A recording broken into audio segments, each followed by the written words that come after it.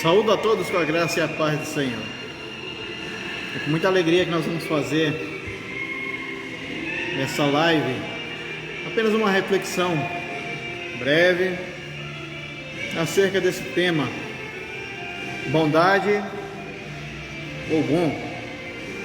Peço perdão aos irmãos, só um minuto para controlar aqui o som. Bom, meus irmãos, nós estávamos estudando esse tema e temos visto nesse meio a esse caos da pandemia, muitos falarem em bondade, muitos falarem em ser bom, muitos cobrarem a respeito desse tema e também a postura de pessoas a respeito desse tema. O interessante de tudo isso é que muitos se apegam a uma passagem bíblica que deveria ser para nós, principalmente cristãos e conhecedores da palavra do Senhor Deus, algo que nos trouxesse mais conforto em relação ao Deus soberano a qual servimos. Mas tem sido totalmente diferente.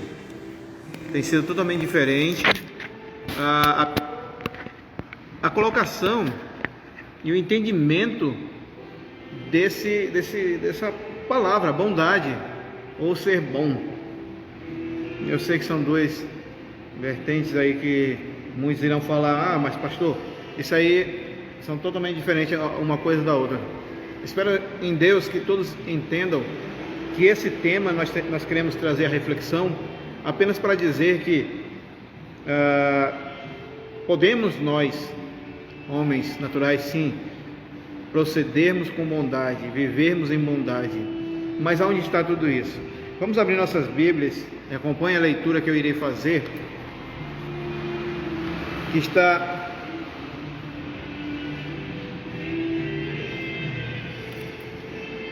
está em Salmo 136. Mas antes de fazermos a leitura, peço permissão aos irmãos e amigos para fazer uma oração ao nosso Deus. Deus soberano, Criador do céu e da terra, Pai celeste, Deus eterno e soberano, te pedimos, meu Deus, que seja conosco no decorrer dessa breve reflexão onde estaremos, ó Pai, levando ao conhecimento de todos, ó Pai, e de uma certa forma nos alimentando, ó Pai, principalmente acerca da Tua Palavra. Pedimos, ó Pai, que o Espírito Santo nos conduza e nos leve na mais perfeita comunhão com as Sagradas Escrituras, pois somente ela, a Tua Palavra, tem a primazia, Senhor amado, e sempre esteja em nossas vidas posta com toda sabedoria, toda firmeza e todo conhecimento que Tu, Senhor Deus, concede àqueles que Te buscam com um coração sincero e puro. Obrigado, Deus, pela direção de tudo que Tu tem nos dado. Em nome do Teu Filho amado Jesus, é que Te agradecemos e Te pedimos. Amém. Então, vamos lá. Salmo 136, um salmo muito conhecido. A misericórdia de Deus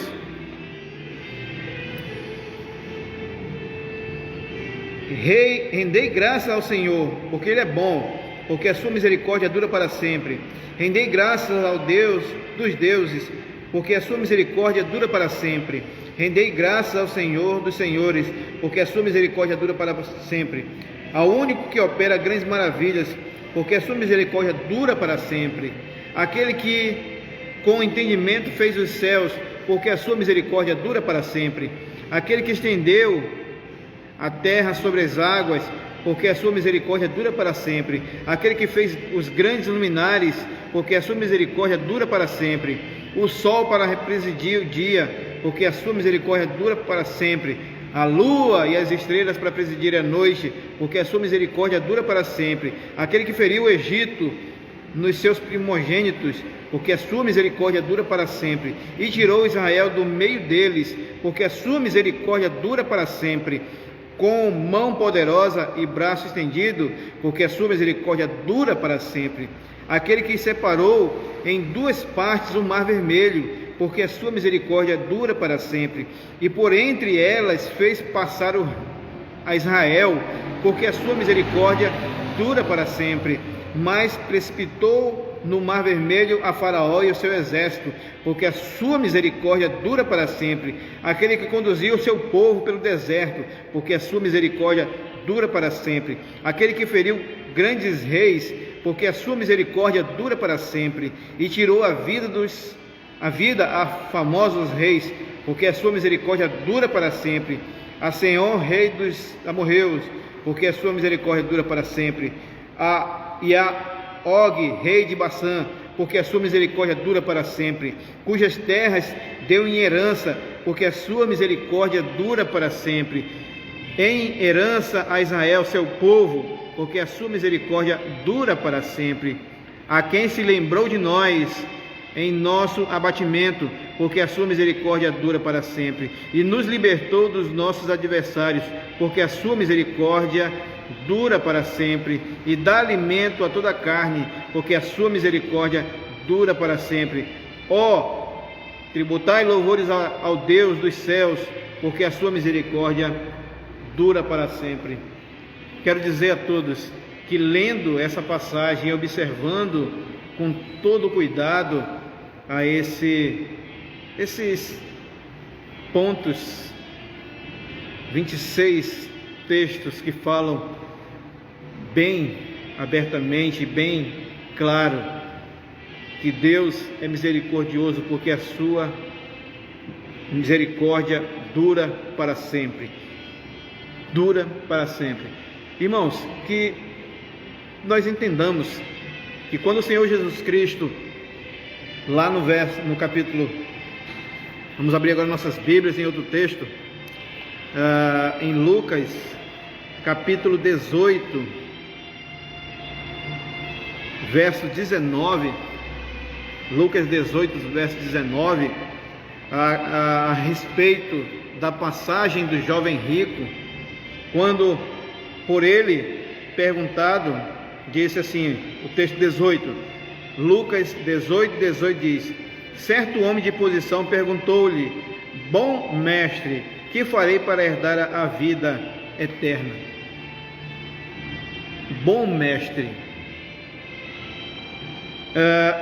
E a resposta de Jesus foi, e é nesse ponto que eu quero chegar a termos uma explanação maior. A resposta de Jesus Cristo para o jovem rico. A resposta de Jesus Cristo para o jovem rico.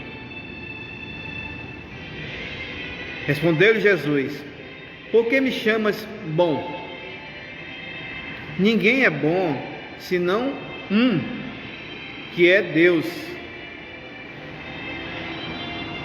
Ninguém é bom senão Deus. Meus irmãos, aí nós vamos entrar mais firme nesse contexto. E uma pergunta direta a todos: respondam para si e entrem em comunhão com o Senhor Deus para entender esse questionamento. Jesus Cristo apenas como homem natural, não que ele falou que nenhum homem poderia ser bom, ele próprio, mas ele colocou de uma forma bem expressiva que bom por completo em tudo, somente Deus. Até porque naquele tempo, meus irmãos, na época de Jesus Cristo, quando você se dirigia a uma autoridade, a uma certa autoridade, a quem detinha um conhecimento, era de praxe você chegar e falar com aquela pessoa de uma forma saudando ele com alguns atributos, né? Mestre, Senhor. E esse jovem, observando o texto, ele já quis entrar em comunhão com o Senhor Jesus de uma forma que muitos querem, iludindo com palavras. E o Senhor Jesus Cristo conhece os nossos corações também. E aquela bajulação do homem simplesmente veio para poder mais uma vez Jesus Cristo nos dar mais um dos seus ensinos, dizendo com muita propriedade: bom, somente bom, senão um, que é Deus. Meus irmãos, Jesus era sempre humilde. Jesus, figura do homem natural, a imagem e semelhança que Deus esperava que todos nós fôssemos e que poderíamos sim estar sempre demonstrando a todos o poder do Deus soberano. Jesus Cristo colocou ali com toda a humildade: bom é senão um, Deus. Mas aqui nós, em nossos estudos, nos deparamos com alguns pontos que nos levam a verificar por que muitos não querem entender essa passagem como que eu não posso aceitar que um homem natural, muitos falam, né? Que um homem natural seja completamente bom.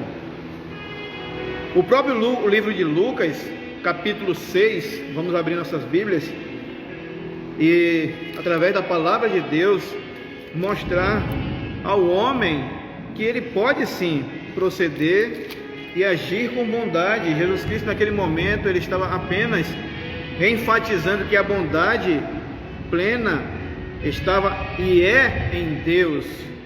O texto que nós lemos em Salmo 136, eu não sei se vocês entenderam ou se quiserem fazer novamente a leitura, nós faremos, mas veem, meus irmãos, que lá Deus fala que ele é misericordioso em destruir Faraó, em abençoar, em castigar. Quer dizer, em todas as ações de Deus, ele é bom, misericordioso, porque a sua bondade, a sua misericórdia dura para sempre.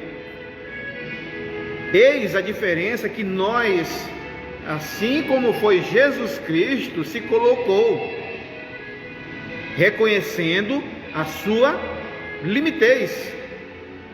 E muitos de nós não queremos entender isso. Queremos dizer que somos bons o tempo todo. Queremos dizer que somos bons em todas as nossas ações. Não somos, meus irmãos. Mas olha o que diz o texto de Lucas, capítulo 6, verso 45. Lucas 6, 45 diz assim: não me deste ósculo. Perdão, estou lendo o texto errado. É 45, aqui ó. O homem bom do bom tesouro, olha o que diz aqui, irmãos. O homem bom do bom tesouro do coração tira o bem, e o homem mau do mau tesouro tira o mal, porque a boca fala do que está cheio o coração. E nós perguntamos: será que todos agem o tempo todo com bondade? Será que todos buscam o tempo todo se dispor a agir com misericórdia? Mas o texto de Lucas está falando que nós temos sim um exemplo, um espelho a seguir. O texto de Provérbios, capítulo 12, verso 2, olha o que diz também, meus irmãos. Provérbios 12, 2. O homem de bem alcança o favor do Senhor, mas o homem de perversos desígnios, ele o condena. E eu pergunto a todos: será que existe uma fórmula para que nós possamos agir com bondade, da mesma forma que o nosso Senhor Jesus Cristo, ao questionar aquele jovem bom, somente um Deus, nós podemos, como homens naturais, sim, à medida que nós conhecemos a grandeza de Deus, entendemos a grandeza de Deus e vivemos segundo essa grandeza e esse poder de Deus, meus irmãos, nós voltamos tudo aquilo que nós éramos quando nós tínhamos literalmente a comunhão plena com o Senhor Deus. Olha um texto que diz aqui que eu achei interessante. Qual o passo que nós lemos aqui de Provérbios? Porque os passos de um homem bom são confirmados pelo Senhor. Olha um texto que eu peguei aqui que eu achei interessante e nós vamos ler ele, que diz assim: os passos de um homem bom são confirmados pelo Senhor. É uma declaração bíblica que significa a realidade da bênção divina sobre os fiéis. Só um minutinho.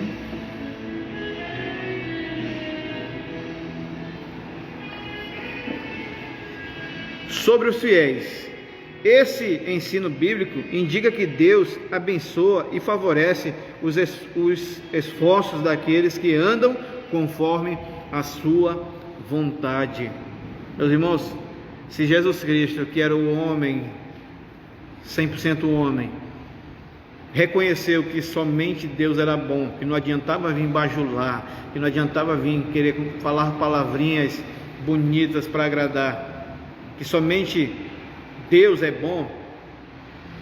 Se Jesus Cristo falou isso, meus irmãos, por que nós não podemos reconhecer a grandeza do Deus soberano? E diz assim, essas palavras fazem parte do Salmo 37, escrito por Davi. Nesse salmo, o rei contrasta o comportamento do justo e do ímpio. Então, num certo ponto de sua narrativa, ele declara: os passos de um homem bom são confirmados pelo Senhor. Salmo 37, 23.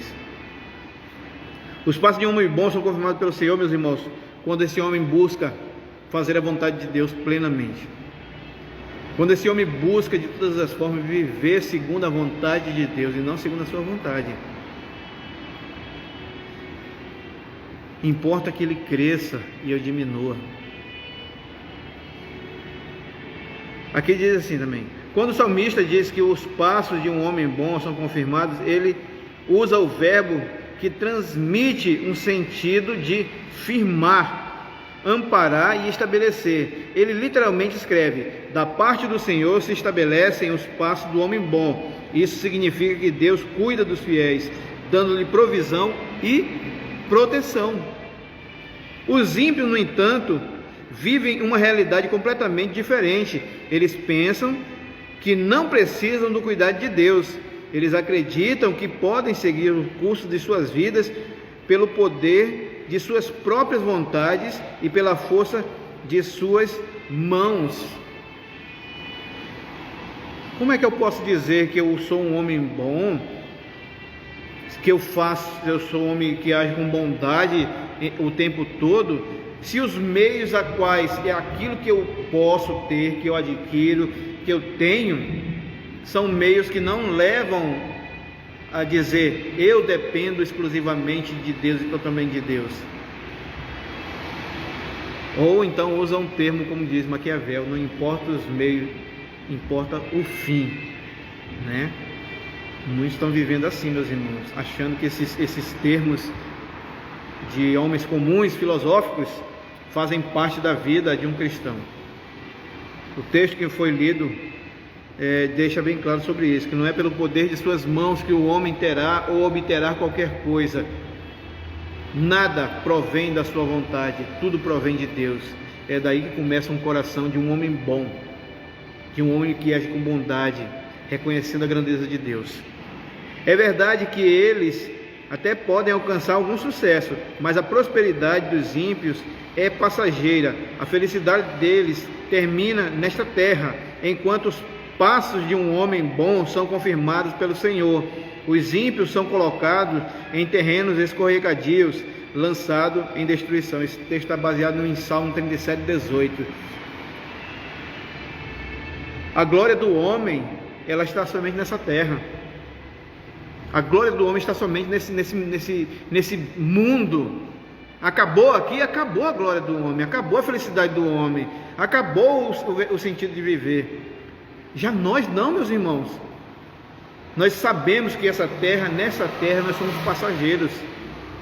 Por isso que devemos viver o tempo todo e incessantemente a vontade de Deus. Também vale dizer que a expressão homem bom é usada pelo salmista para designar justo. Justo. Ele não está dizendo que o homem bom é bom em si mesmo, como fruto de sua própria capacidade e vontade. Olha o interessante que diz aqui: o homem bom a qual o salmista se refere é aquele que é temente ao Senhor e por isso pratica o bem. Ele é chamado de justo, porém a vontade de sua justiça não está nele, mas em Deus. Depois, o Novo Testamento nos explica a bondade demonstrada pelos santos. É fruto do Espírito, que está em Gálatas 5:22, onde fala sobre o fruto do Espírito. Meus irmãos, aqui o texto foi bem claro. Aqui o texto é maravilhoso quando ele principalmente enfatiza que o homem bom não tem bondade em si, mas em Deus. Ele reconhece que a sua bondade provém de um Deus soberano. E para finalizar esse texto, eu quero dizer aos irmãos: